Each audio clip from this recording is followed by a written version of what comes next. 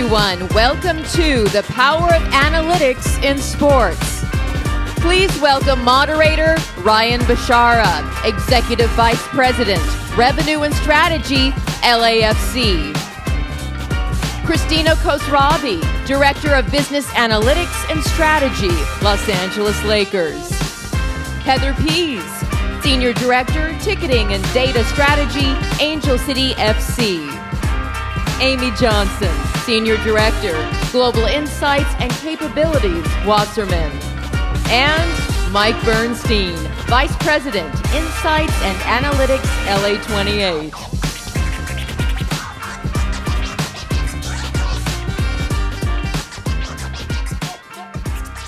All right, welcome everybody. Thanks so much for having us. It's great to be back on campus for me. Went to UCLA, also has Christina. And excited to have so many friends here as well, because everyone that's here with us are just friends that I work with in the industry, and it's nice to be able to bring everybody together for a great cause, which is just learning and sharing what we do every day, which just comes naturally. So with that said, would love to introduce a little bit about our panelists. So I'm Ryan Bishara. I'm our Head of Revenue and Strategy with LAFC. Been with the club for 7 years. Before that was with the Pistons for 4.5 years, and went to UCLA for undergrad, so it's nice to be back. But would love to start with the panelists and sharing, where you're from, where you went to school, what you studied, and how that transcended into your career. Like, what were the steps you had, where your career is today, and what your role responsibilities are, just so we can hear a little bit about that in your journey, because I'm sure it'll help the audience in many ways. Christina, would you like to start? Sure, absolutely. Well, first, thanks Ryan and Jay for having us here. It's lovely to be back on campus. Really briefly, I grew up in San Diego, went to Rancho Bernardo High School, thought I wanted to play softball at UCLA, but did not have the Tom Brady genes like Maya Brady does here. So took my skills to Philadelphia, went to Penn, did my undergrad there, followed the crowd out to New York, worked in investment finance for a few years, selling oil, power, and natural gas swaps.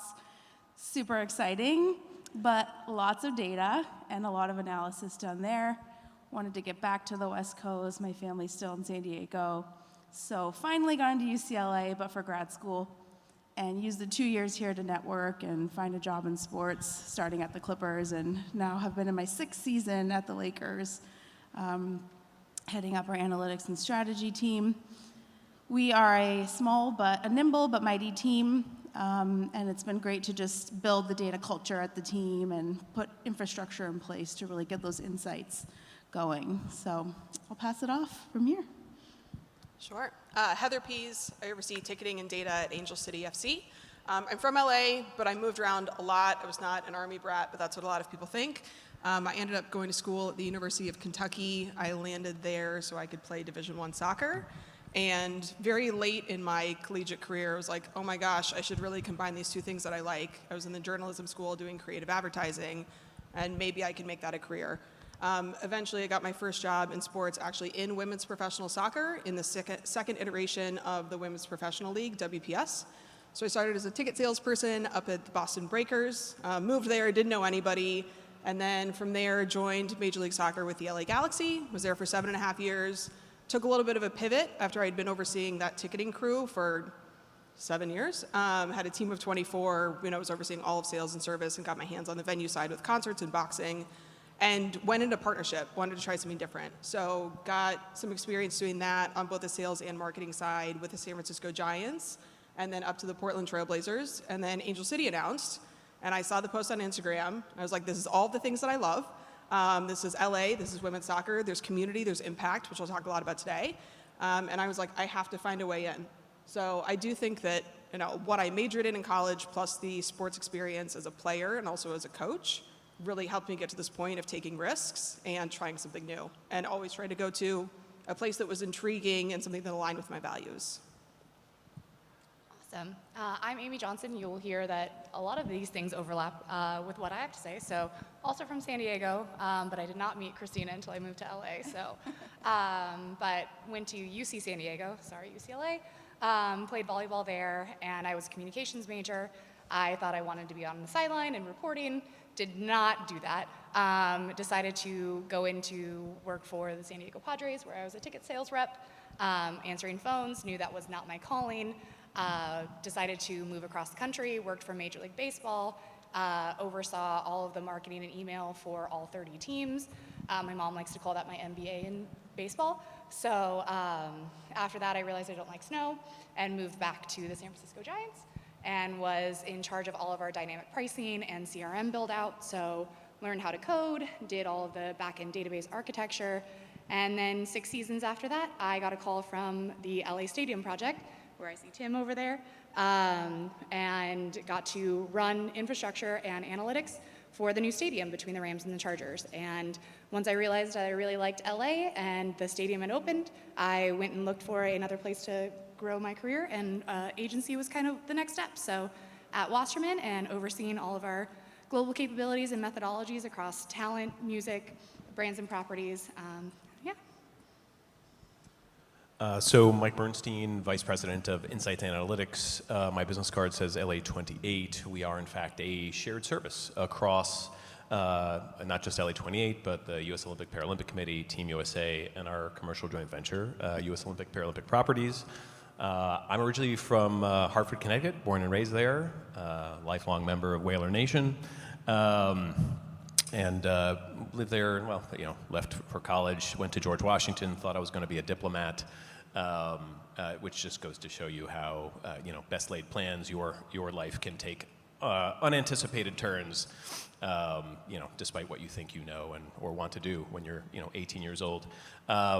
Ultimately ended up starting about a 15-year career in corporate development and corporate strategy in sort of a Fortune 500 world, and JP Morgan, some exciting paper companies, and PepsiCo, before moving out to LA about 13 years ago, actually for my wife's job. She works in television, and I was fortunate enough to hook on with Boston Consulting Group, which I loved. I loved the project nature of it, the problem solving, the structured thinking, and just I'd say the sort of the clarity of mission, clarity of thought. After working there for 3 years, it was sort of figured it was time to move on and transition out. And at the time, it was ended up sort of doing some thinking about, like, what did I really want to do in my life? I think I'm probably older than most of the panelists here, and so I was at a stage in my life where I was thinking, what do I want to do when I'm big, right? At age 40 at the time, and ultimately, kind of decided that, looked at the things that I like to do, whether it be in sports and entertainment, or I was passionate about alternative energy and other things. And, after looking at that evaluation and kind of focusing and looking in certain areas, in the areas I identified, an opportunity came up with Wasserman Media Group in the Insights team there, and where I discovered, number one, that there's like jobs in sports that like aren't on the field, and it's, I don't have to be, Billy Bean, because there's only so many of those either, right?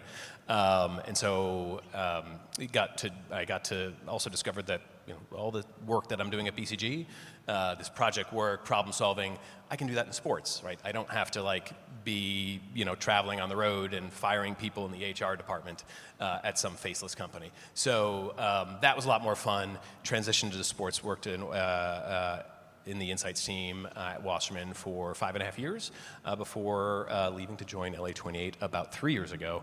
It was just, the Olympics in the town you're living in with a fantastic team, really too great of an opportunity to pass up. Casey being obviously the chair of Wasserman Media Group, but also the co-chair of LA28. I knew the kind of culture that he likes to build in the organizations, that he leads. And so that was, at this point in my career, really one of the key opportunities and the key drivers for me was going into that culture and that great opportunity within the Olympics. It's just, opportunity you can't pass up. Awesome. So what you've heard is so many different journeys, experiences, paths, and also at the bottom of it, different skills that were honed along the way. So perfect segue. Would love to, help for the students that are on the audience or those that are aspiring for a career change for a moment. Everyone has different experiences here, different team structures, different challenges. So let's start with, what are some of the key skills, both technical and non-technical, that you look for in your team members, the different types of roles that are on your team, and specifically how you look to nurture those skills over time with your team to get the most out of them. Mike, you want to start? Sure, happy to. So,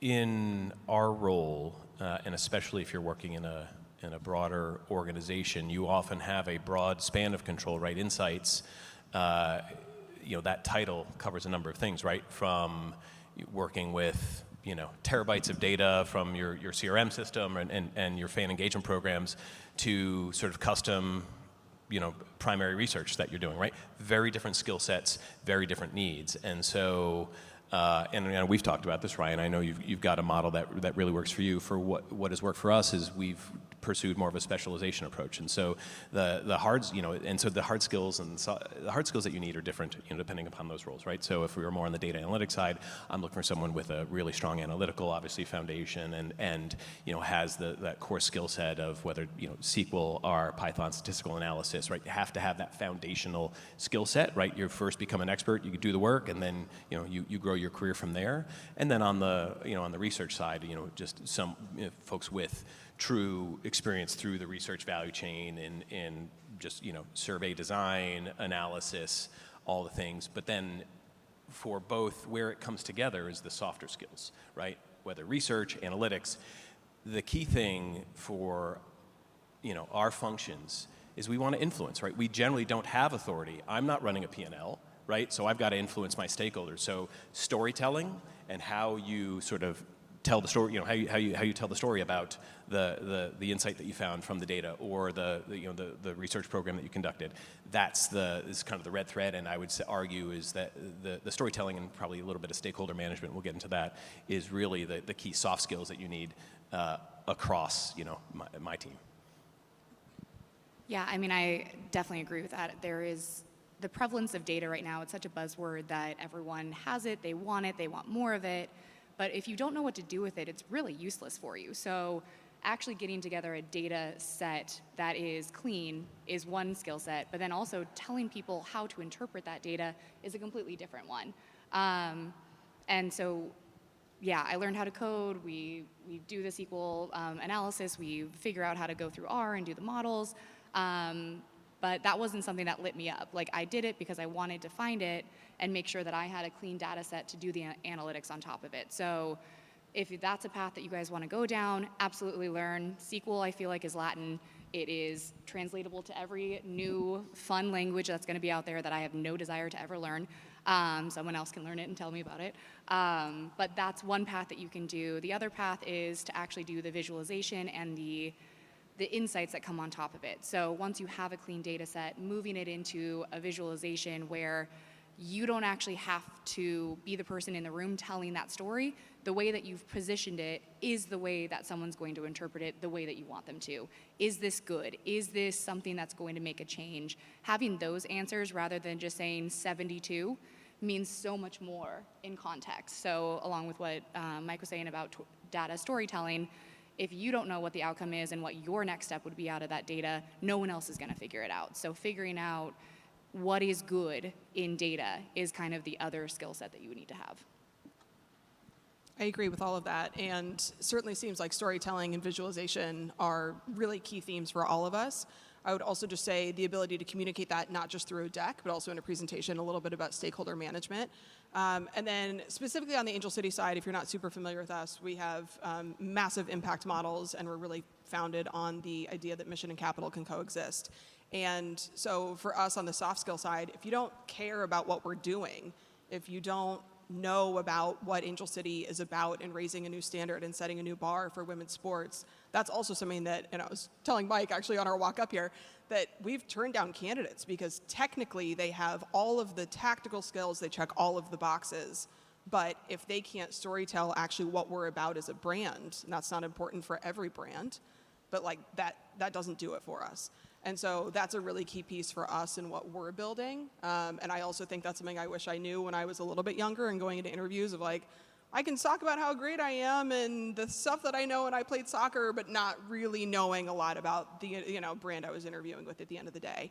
And then the other components that we were also just talking about this earlier, but is curiosity. And that's one thing I really appreciate about our Drew, I don't know if he's here, but our internal data analyst is he's so curious with all the information we have. We're in our first year and we're just sorting through a ton of information and trying to figure out what's important, what do we dig out, and then how are we presenting this and actually taking action on it. So I'd say those are the couple of things for us. Heather, you stole my thunder, but I agree. Heather and I were talking about this before the panel. Be curious. Feel comfortable in the unknown, because you're going to have data sets that are either missing data, have gaps in it, you need to figure out how to fill it in, how to analyze it, who to go to ask these questions, and how to really understand how to solve a problem. So it might seem daunting to feel comfortable walking up to someone in a different department or at another organization or league or even brand and just asking how they do their business, but feel comfortable and confident asking those questions, putting together an action plan, and feeling okay not knowing what to do with the first step, but comfortable knowing that if you put a list of questions together and you're curious and humble about asking those questions and going to the right people, that you can get a response from that. So we talked a little bit about the technical skills, but the soft skills are just as important. The biggest advice I can give, which I actually got from a colleague in the NBA, is before you take a position, or even in the first 30 days of your position, make sure that the directive is very clear from your ownership team, from your management team, from your boss on what your focus is, right? So I know as a strategy and analytics department at the Lakers, our focus is first and foremost on supporting revenue generating teams, and then on internal consulting, building out efficiencies across the organization, processes that can automate our work, but it's very clear what is expected of us, and each year we meet and we talk about our goals, but that's the underlying factor there. Exceptional. So really good advice there. And just to add one last part, remember too that for all the, those that are looking to transition into sports or any career, really, this applies to everything. It's just the effort that you choose to make mentally to realize that you have nothing to lose by asking questions, and your style of communication combined with the technical skills that you need in any professional role are really what are going to accelerate your ability to be a coveted candidate in any position that you seek. Everyone here is an example of that because they've been so passionate, great communicators, but also data savvy. And that's really where the industry holistically is going, which is really cool to see more and more of these sessions that we do. So with that said, let's talk about the actual work in a little bit more depth. Let's chat about, in the next, call it year, what are some of the projects, initiatives that are really exciting for each of you that you want to share with the group in terms of how they can learn more about your business and what's keeping you up at night? Want to start, Heather? I will be happy to start. One thing that's really top of mind for us coming out of our first season is really starting to get an understanding of our global fan base. So that's something I'm super excited about. We've sold merchandise on every continent other than Antarctica. We've sold in all 50 states. I think it's 15 countries of different people who have purchased tickets. We've sold tickets to people who have traveled in from 47 states. So not just thinking about, being a sports team, often it's like, okay, what's my little marketing territory? It's 60 or 90 miles, and those are the people that we focus on in terms of getting them into the funnel and potentially either, purchasing tickets or becoming a fan. And because of how we launched and the star power that we have and the community impact that we've, coupled along with that, has really given us this global audience. And so how do we develop a more robust membership program? How do we engage those fans that are outside of our local market who might be thinking about coming to a game? So really just ensuring that, we're capitalizing on that opportunity, but also not, kind of running too fast in a million different directions. So I would say global for us is really important. We've had so many people travel in and then also travel to our away games. We're talking a lot about, it's an idea I had last fall, but didn't have the opportunity to execute. But concierge travel has been something that I've wanted to do. How does somebody, book an Angel City experience, fly into LA and have a completely curated weekend, and they're coming to the game, they have a VIP experience, there's a dinner, they're meeting players, they're staying at the hotel that's going to be our partner, you know, all of that, all of those items that actually when I was at the Giants, you'll remember going to Hawaii. Oh, yeah. Well, I didn't Yep. go, I should say that. Neither did I. Data people did not get invited to the away trips, in case you're wondering. People Sorry. went to Hawaii, that was the thing. But, you know, like laying that groundwork for our fans, one, to travel, and then two, for people who are global to come in and engage with us. So those are, I would say, like two kind of passion projects that I'm excited about, in addition to just baseline using the data from year one, which is a whole other project, because we finally have stuff to work off of. Yeah, I can jump off of the global part. Like, again, this is my first time working at an agency. I'm going into year 2 right now, and the way that you approach a team, you get to go very deep on every single type of analytic model that you could want. You also get to make the decisions. Being an agency, you get to recommend a path, and then they get to take it or not. And so that's kind of the difference that I've seen here. But the thing that I'm super excited about is that I get to cross every single league and every single continent now. So the fact that I know so much more about the DED dashboards in NHL than I've ever wanted to know, and that was just not my sport. So now that I know so much more about it, I feel like I'm a little bit more, I can talk about how that can translate to LAFC, Ryan will talk about that later, and how it can actually translate into the EPL and what Canada's doing and what Mexico's doing, and that is just something that I've never been a part of before. So the fact that I get to talk about all of these aspects as well as look at how they all kind of intersect, I think that's part of the reason where an agency comes in handy, is that we actually get to go do the work so that we can give you those benchmarks. We can give the teams the ability to say, this is good. I can give you that this is good now in any country, in any sport, in relation to what you're doing. So that's kind of what I'm excited for the next year. Maybe 3 years, 4 years. 2 main things I'm excited about for next year. So one, more operational. So we've got tremendous partners at Salesforce, one of our founding partners at LA28, and so we are working closely with them to stand up our, our fan data warehouse, and that is quite a bit of work, as you can imagine, because as I mentioned before, we are, a shared service across both USOBC and LA28. And so when you think about the trajectories, the nature of those 2 different brands, right? LA28, we are a startup. We're going to be a $7 billion company in 28, and then we shut down, right? And we are inviting the world, right? And also very much of LA. Whereas Team USA is, the Olympic movement, it's always on. It shows up to every games and is, and it shows up from flame to flame. And so, the fan needs, how we're targeting the personas, the everything around that is really, it's kind of 2 very different businesses, very different brands that we're sort of solving for across this one platform. And so that's that's really going to begin to come to fruition in 23, and so we're super excited about that. Obviously, data is at the center of everything we do. That's why we are here, and so we're really excited about that. Both not just for LA28, but then for the opportunity to put Team USA and leave a legacy for Team USA and really transform the Olympic movement in this country. And then speaking of the Olympics, the other thing I'm super excited about in 23 is we're doing a lot of the planning and preparation for Paris in 24. And so Paris is when we have the handover ceremony to LA28, obviously Team USA showing up in Paris, and there'll be a lot of sponsor activation, really the first Olympics post-pandemic. And so there'll be a lot of planning work in 23 to sort of stand up all of the measurement program, the events, the hospitality, really all the things that we're going to be doing around Paris. The planning is kind of a 12-month process in 23 just to stand that up and so that we can kind of set that template in Paris for what LA will look like and kind of test and learn from there.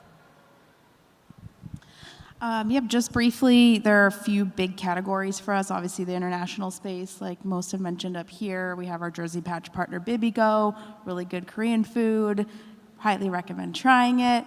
And then DWS, our first 2 international partners for us. So really looking to expand globally, in the partnership space there. But bringing it back home, what I'm really excited about is, and you guys know this because it's public, but the Crypto.com arena is going through renovations, and we just completed phase 1.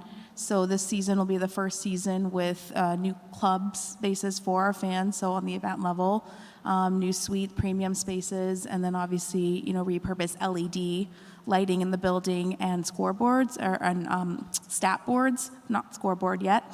But that's phase 1, right? So we have phases 2 and 3 coming up, which will include more fan-facing opportunities. So really looking forward to see how those pan out, not just on the ROI side, but obviously on the fan experience and making sure, that it's state-of-the-art fan-facing and it's giving our fans what they need. So keeping an eye on that and hopeful to see what comes with the new spaces that we're creating at crypto.com.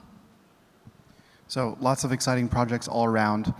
Obviously, there's a lot of work to be done, and there are things that sometimes are hurdles you have to jump through that not everybody sees, right? The work that we do, well, it's thrilling, and the experiences we get to create, the memories we get to provide people throughout everything that we all get to touch around the world.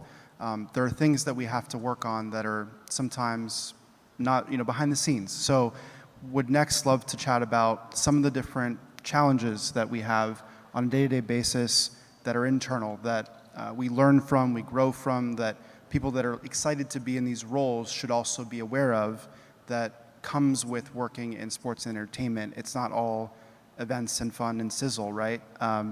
So, Amy, would you like to start? Yeah, data entry will never go away. If you are ever working in data, you will be in Excel, you will be changing cells, you will be writing formulas for the rest of your life. So just get used to it. No one is above it. It always has to happen. So that's always just, again, it takes time. You can never build the best API ever, and you can still have data flaws. So you're never going to get away from it. It's always going to be there. Embrace it. Learn new formulas. They come out all the time. So that's at least one thing that you should just always be prepared for. It's also, again, going back to data storytelling, people are not going to believe you. They have their own ideas. They have their own convictions. You really need to sell it. Like, you have to be an internal seller of your idea, your brand, whatever you're trying to do. You have to sell it internally for them to be able to sell it externally. So those are always going to be a little bit more challenging because your coworkers are so close to it that you need to work together, and nothing's ever going to be perfect for every single person that you work with. So getting 99% of the way, that 1% is always going to gnaw at you and be annoying, and you're going to feel bad about it, but you can't get paralyzed by the amount of data, the amount of work, the amount of ideas that are just floating around. You have to make a decision for what is happening right now, and that is going to be a good decision for right now. If you learn more about it 6 months later, you get to pivot. There is nothing that you can say that is going to be etched in stone that this is the right thing that we will do forever. It's being flexible and saying, this is the idea that we have today with the amount of information that I have. Tomorrow I could have more information that makes this wrong, but today this is what we're going to do. Because if you get paralyzed and don't make any movements, nothing's ever going to change. So I'll just expand upon something I touched on before. If you work in an insights team, you should ask yourself, what are we doing here, right? I promise you it's not because the CEO is enamored with data and just wants to look at spreadsheets all day long. That's just not a thing.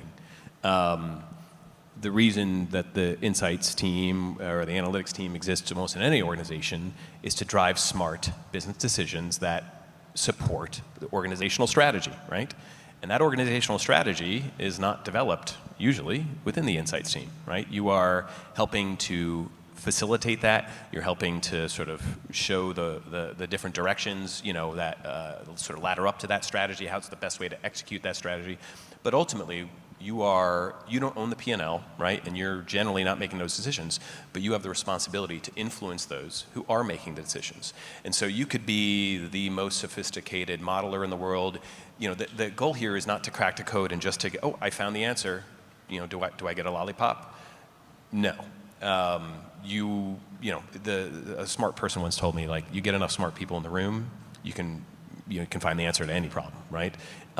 It's the exceptional sort of consultants and colleagues are the ones that are able to sell in that vision, that answer, and motivate people to action because of it. So you call it storytelling, you call it communication, you call it just breaking through, right? And it's not just the what, but as Amy was mentioning, it's the why, it's the what does it mean, it's the how does it compare, right? And so that the storytelling, the comms, and making sure people understand. Because, by the way, the stakeholder management piece, and the last thing I'll say, you're dealing with, in my world, I'm dealing with people from the partnerships team, from the comms team, from our external affairs team, from our, our brand and content team, like vastly different stakeholders, different experiences, different levels of comfort with data. So you need to be able to flex your style and have an impactful conversation with someone who's in PR, right?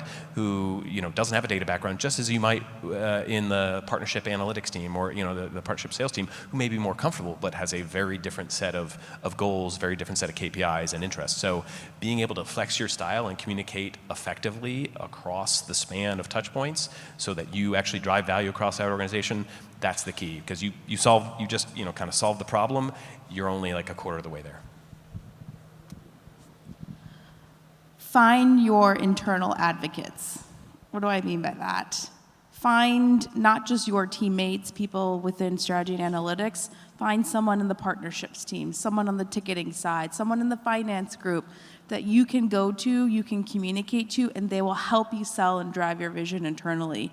Heather, Amy, Mike, Ryan, and I were talking about this earlier, but the importance and significance of hiring the right people, taking your time to go through the process, asking the right questions, asking them to ask you questions during the interview process and being comfortable with that is so crucial.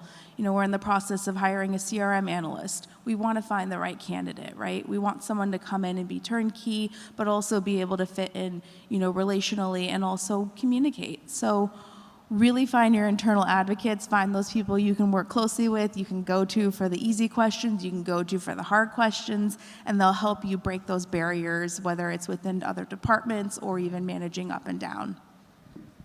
That was a good plug.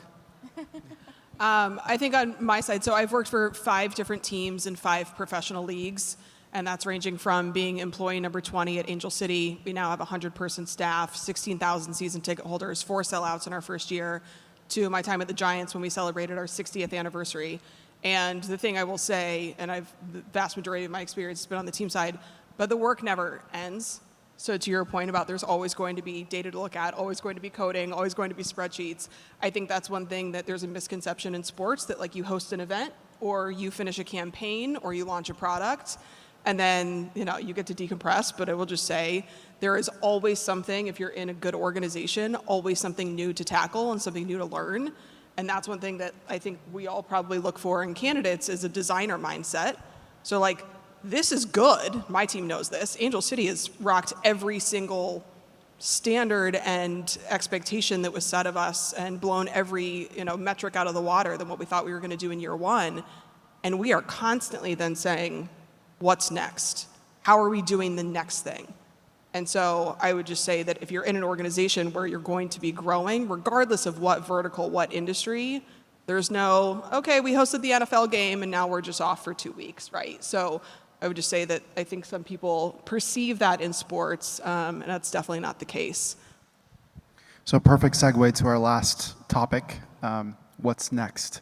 So there's various external factors. We just talked about internal factors, but there's various external factors that impact our lives, our industry, our jobs, our roles, our organizations. Let's talk a little bit about some of the things that you see coming technologically, in the industry, socially, politically, whatever, that will impact your roles that you think about right now as you look towards the future. You want to start? Sure, absolutely. First, I think it's understanding, obviously this has been around for a while, but the hands-free experience, right? We want fans that come to our building to not have to pull out their credit card, to understand how they can walk in and be seen without being seen, unless you're sitting courtside, because people want to be seen there. But having that kind of technology at your hands where we can have one barcode scan you into where you need to go at all times. So obviously, getting on that track to understand how to build that out, looking at a lot of example teams up here that have done that. But also, obviously on the legislative side, once online sports betting and other, initiatives make their way through California, really understanding what that looks like, not only at the team level, but at the building and arena level, at the property level, and what impact, obviously teams in California can have there. So two kind of high-level areas, but the future. So automation was going to be, my thought there, so very similar. And that's everything from very customized fan communication to events to journeys, whether that's email marketing or social content. That's something that is very, very real time for a lot of industries that are not sports, but something that continues to need to be added into our verticals and just making everything more efficient while still being very personal and customized. In a different direction, now representing talent and brands and properties, I think it's very interesting with the dynamic that the name on the front of the jersey is either equally important or less important than the name on the back now. So figuring out that right intersection of how talent and brands and properties all work together in this ecosystem and what the emerging trends that are going to be out of that, of making sure that Steph Curry can be an Under Armour athlete, but the NBA is completely a Nike shop. So how does that work? What does the contracts for those players look like? What is actually the right niche that we can carve out for the talent that also is respectful to the property side? And then what does the brand do for all of that? So what is the right place for that brand to show up to make that authentic connection between the team, the player, and their customers at the end of the day? So that should be fun. And for me, I think, we've got, as I mentioned before, the Salesforce implementation that we're working on, and I think I'm going to have my hands full with sort of technology that's here now, let alone technology that is to come. And so I'm really excited to just sort of, leverage that, develop a single view of our fan, and really start driving engagement in a more proactive way than we perhaps have in the past.